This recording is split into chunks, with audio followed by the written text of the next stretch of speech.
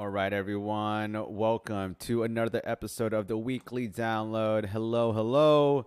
Welcome back to the Weekly Download. This is Mitchel Dumlao, and I'm excited for today's episode because we're going to talk about finding your niche. So, for everyone out there who is a video business owner or a videographer or a video creator, or someone who uses videos to make money, this video is for you so that you can figure out what your target audience or your niche or your target industry is so you can specialize in that niche. And then from there, you can grow and dominate that market because you'll have less competition. Rather than just trying to do videos for everybody and every single budget in every single industry, you're gonna have a lot of competition. You're gonna be spread too thin. The idea is that the riches are in the niches. It's always about finding that one part of an industry that no one is targeting or has little competition, and then dominating that industry or dominating that market with your services, right? And it really helps with you as a business become more unique and different from other video production companies and agencies out there. So the first thing that you have to do is figure out what kind of videos you want to create. And this is something that you probably have figured out when you started creating videos. What were the first things that you wanted to create? Was it food videos or the music videos, short films, commercials, whatever it was? Try to figure out what are those videos or that industry that you really want to target, and then create spec videos to really build up your reel in your portfolio. I remember when I first got into YouTube, the whole idea of fashion videos was kind of foreign to me, and I really wanted to get into the fashion video industry. And so I basically contacted folks in my YouTube community, which was Strife TV, and it was breakdancers and it was hip hop. And I contacted people who had brands and clothing brands in the breakdancing community. And those B-boys and B-girls and people then gave me their products, and I just started shooting these videos that were on my YouTube channel. And then I had these big dancers, and then it was sponsored by this one clothing company that was part of the community. So what was great about that is that, yes, I would do these videos for free in the first couple of times. But that was because it was part of my channel anyways. And at the same time, I was able to really build my reel. I sucked. My videos were not that good. So the best thing to do is create these spec videos or these videos to build up your portfolio. If you're going to try to target the fashion industry or food and you don't have any samples, it's going to be really hard for someone to pay you $5,000 or even $500 to create a video. So figure out what you want to create and the industry you want to target, create specs, ask people within your friends network or in your family network who have brands in the food industry or in the fashion industry or have a corporate company that you want to create a corporate video for, whatever it is. Ask around and make specs. And when you start making specs, you can either make specs for a company and they can eventually hire you, or you can use those specs or use those free videos that you can then pitch to other companies. All right, so build your reel. Another way to find a niche is actually what are your past videos that you've created and in what industry that have been very successful for you.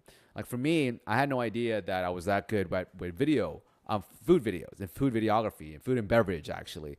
And that started because I started creating videos for Stella Rosa when I was working at with LA Canvas magazine way back in the day. And during that time, I really was just creating videos for a magazine, and it was a lot of branded videos, and I was doing a lot of fashion and event coverage. And then when I got into food videography and especially beverage videography, I realized that I had a lot to learn, but I had someone who trusted my skills because he saw my skills already in the LA Canvas magazine world and all these branded videos, that he said, okay, look, I'm going to give you a chance on this. Let's create those videos. From there, we just started creating this portfolio. At first, I was just, of course, doing it for the money. I'm like, yeah, I'll do it for the money. Let's get this started. But then after a while, I started to really get a hang of it. And I really liked it. And it wasn't necessarily the first thing I wanted to do when I got into filmmaking school. But I realized that after I was creating these videos for Stella Rosa, I love making food and beverage videos. And again, these were these videos that I was creating in the past now that have been used for my reel and my portfolio that's really helped me create this business that helps brands now in the food and beverage industry and CPG industry with content and video content. It's because in the past, I've had really great videos in that field and in that industry, food and beverage. And so sometimes let's say you are just working at a job or you're doing a lot of freelance gigs and you get into corporate videos and you really wanted to do fashion videos. But let's say that your corporate videos are crushing it. Let's say that you started freelancing, you found a client, you were just doing it for money. Then all of a sudden they hire you again, they refer you, they hire you again, they hire you again. Next thing you know, you have a corporate video reel. Now you might not want to do corporate videos for the rest of your life.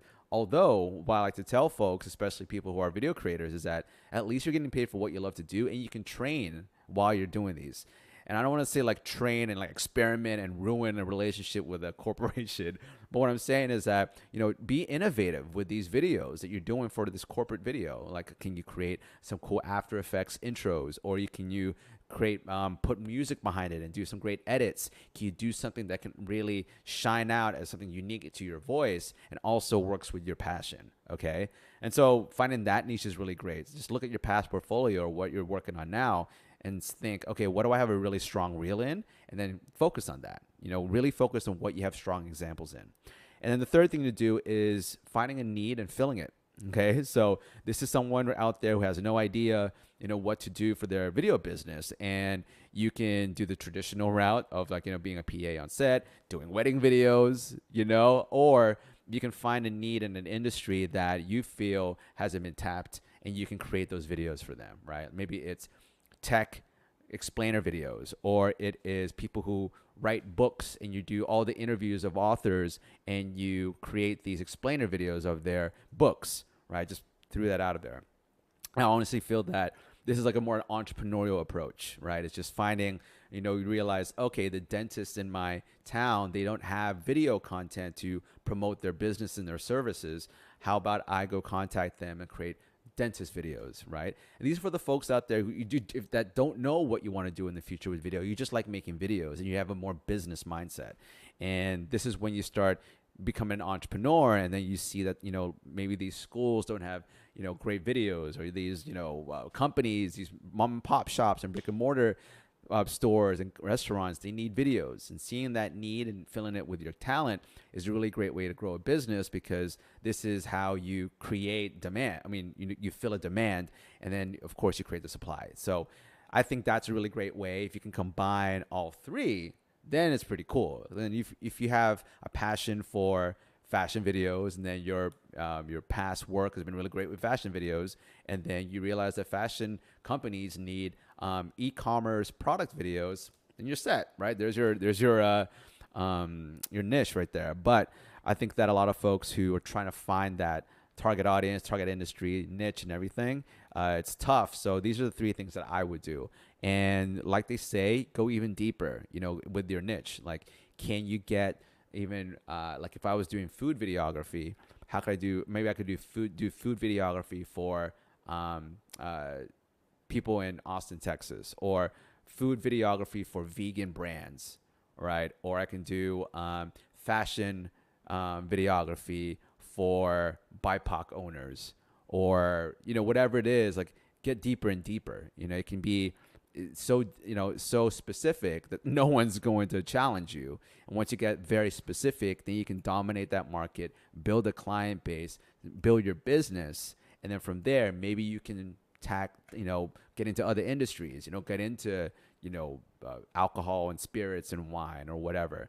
And so those are my advice for people who are trying to find their niche, and why it's very important to find one, because the riches are in the niches, and it's a really great way for you to build a business, dominate a market, specialize yourself, and look different from all your competitors. All right. Hopefully that was helpful. If you have any questions, as always, leave a comment below, like and comment, and share this with anyone you think would find this helpful. And if you have any other questions, email me at mitchel@videocontentschool.com. Thank you so much for always watching, and I look forward to keep bringing you these weekly downloads. I feel like it's super helpful. I hopefully you think it's helpful. And again, just let me know in the comments below, or email me if there's any other subjects you want me to cover. All right. Thanks so much.